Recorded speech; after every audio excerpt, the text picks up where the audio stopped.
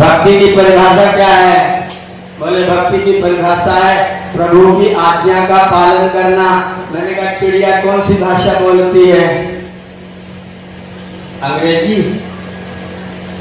कि फारसी कि उर्दू, बंगला, तमिल? पूरी दुनिया की गौरैया एक ही भाषा बोलती है।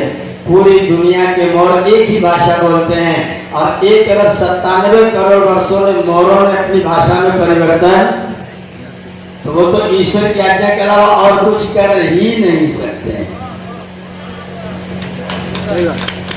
वो तो ईश्वर की भक्ति के अलावा और कुछ कर ही नहीं सकते। परमात्मा आपको मानव योनि में भेजने वाले, जो लोग आज मानव की योनि में हैं, उन लोगों ने निश्चित तौर पर ऐसे कर्म किए थे जिन कर्मों का फल मानव के तन में रह करके ही प्राप्त हो सकता है।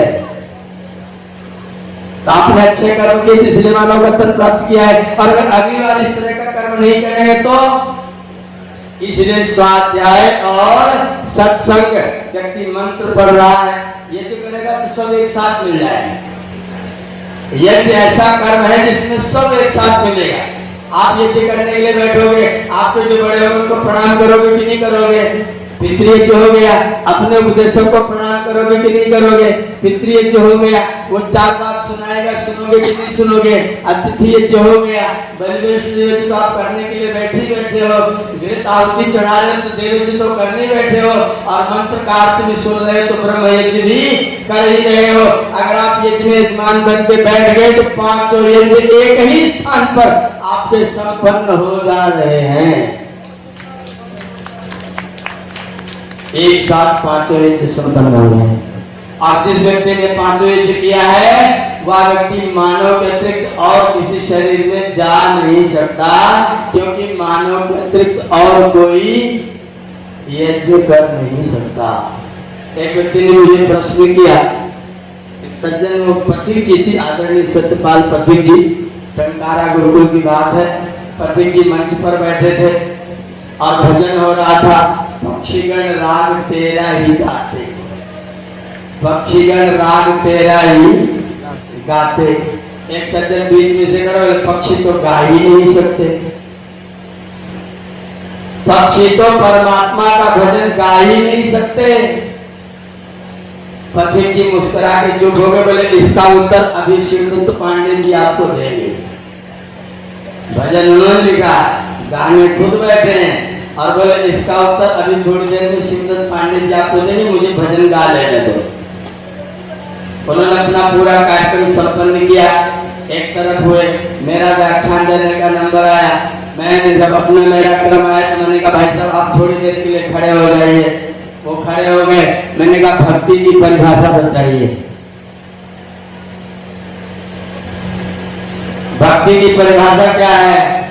बोले भक्ति की परिभाषा है प्रभु की आज्ञा का पालन करना। मैंने कहा चिड़िया कौन सी भाषा बोलती है? अंग्रेजी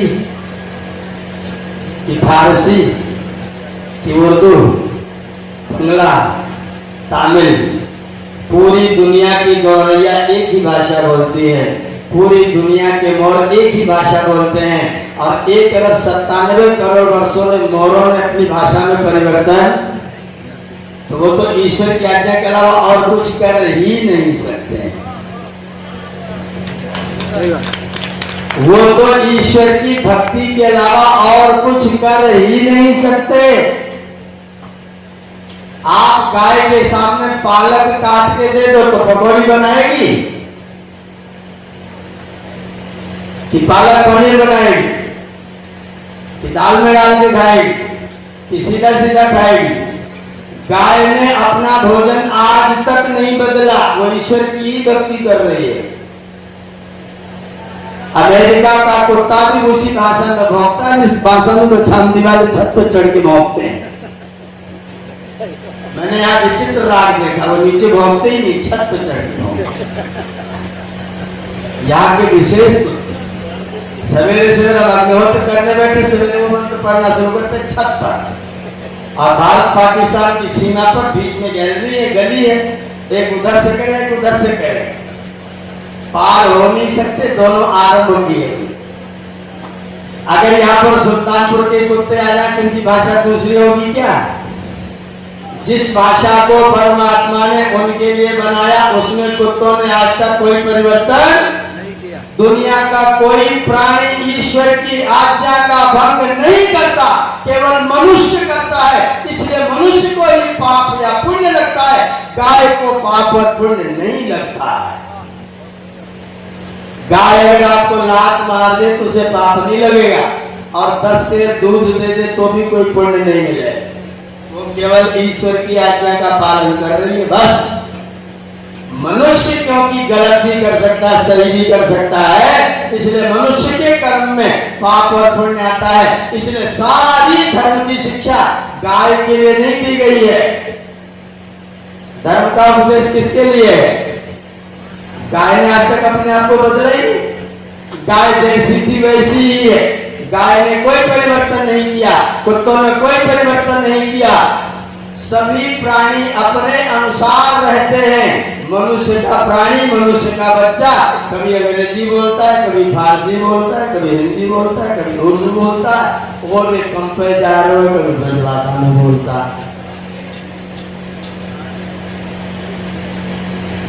अगर हम मनुष्य लोग यज्ञीय कर्म को नहीं, परमात्मा ने आदेश दे रखा है बाकायदा, सामवेद का मंत्र है, विधिवत बाकायदा क्या क्या करना चाहिए। उन्होंने कहा क्या क्या करो, बोले संविधान लेकर के आओ, संविधान लेकर के आओ, सामग्री जुटाओ, त्वाचितयन्ता पर्वणा भयम। तुम्हें सोचते हुए, तुम्हारे विषय में विचार करते हुए प्रत्येक पर्व पर, दोनों संध्या कालों पर, हे परमेश्वर हम आपकी ही उपासना किया करें यज्ञ के माध्यम से। या जो यज्ञ है वह ईश्वर की उपासना का पवित्र साधन है जो आपको प्राप्त हुआ है। या यज्ञ का मतलब एक नहीं। अगर आपसे ये बोलिए यज्ञ माने क्या है, बोले जिनसे सार्वजनिक सुख मिलता हो ऐसे प्रत्येक कर्म का नाम यज्ञ है। जिससे सार्वजनिक सुख मिलता, एक को नहीं, एक को तो दूसरे को सताने में सुख मिल सकता है। जिससे सार्वजनिक सुख मिलता हो उस प्रत्येक कर्म का नाम यज्ञ है। आपने वृक्ष लगा दिया, उसके अंदर से होकर के जब जब हवा गुजरेगी, जब जब हवा गुजरेगी आपको शुद्ध वायु प्राप्त होगा। वृक्ष लगाना यज्ञ है, पानी को साफ रखना यज्ञ है, धरती को हरा भरा रखना यज्ञ है, मधुर वाणी बोलना यज्ञ है, आंखों से पवित्र दृष्टि रखना यज्ञ है, अपने हाथों से किसी का सहयोग करना यज्ञ है, कोई व्यक्ति असहाय है उसकी सहायता करना यज्ञ है, किसी को देख करके हल्के से मुस्कुराना भी यज्ञ है। मुस्कुराना भी यज्ञ। अगर आप किसी को देख करके आंखें दिखाते हैं तो आप असुर हो जाते हैं। अगर आप किसी को देख करके मुस्कुराते हैं तो आप देव हो जाते हैं। जब सामने वाला मुस्कुराता है तो मेरी आंखें उसका फोटो खींच करके मुझे भेजती हैं और मैं आपकी मुस्कुराहट को देख करके मेरे शरीर के अंदर डेल्टा नाम की किरणें पैदा होती हैं जो मेरे रक्त के अंदर सफेद कणों की मात्रा में वृद्धि कर देती है। आप अगर मुस्कुराते भी हैं तो ये चीज करते हैं। बड़ा विचित्र मामला है। ऋचं वाचं प्रपद्ये मनो यजु प्रपद्ये साम प्राणम प्रपद्ये चक्षुश्रोत्रम प्रपद्ये वागोजसहोजो मयि प्राणापानौ वाचा श्रोत्रेण मनसा जुहोमि। मैं वाणी से यज्ञ करता हूँ, इस समय मैं वाणी से यज्ञ कर रहा हूँ, आप लोग कान से यज्ञ कर रहे हैं। सत्संग सुनना क्या है? कान का यज्ञ है। उपदेश करना क्या है? वाणी का यज्ञ है। आहुति चढ़ाना क्या है? हाथ का यज्ञ है। सत्संग स्थल पर जाना पैर का यज्ञ है। जिससे सबको सुख मिलता है उस कर्म का नाम यज्ञ है। आप लोग यज्ञ कर्म कर रहे हैं। आदरणीय संचालक